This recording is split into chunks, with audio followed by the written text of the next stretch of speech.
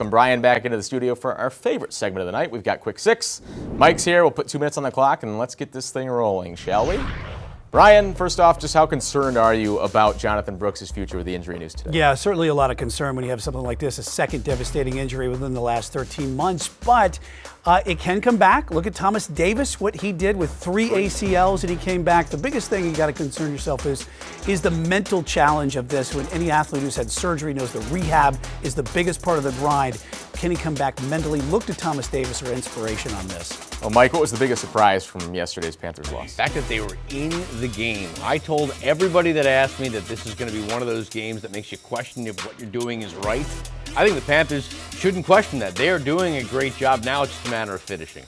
Brian, in college football, Clemson gets an automatic nod to the playoff, but they do have to go on the road to Austin to take on Texas in the first round. How far do you see the Tigers getting? I think they can beat Texas in Austin, but they're going to have to shore up that defense. And I don't know if they're going to be able to hold Quinn Ewers in defense. I'm going to go with Texas on this one. I like that one. Texas offense sliding a bit, but I agree with you on that one. Mike, Monday Night Football had a collab tonight with The Simpsons, the alternate animated broadcast based in the Simpsons world. Do you like this? You know, I had a conversation with my bosses tonight, and he does not like this. But I think this is great. I think this is a great way to get kids to love sports. I think this is a way to introduce sort of what makes it great. I think it's perfect. I think there should be a channel where they do nothing but this to be. I love the Nick cast.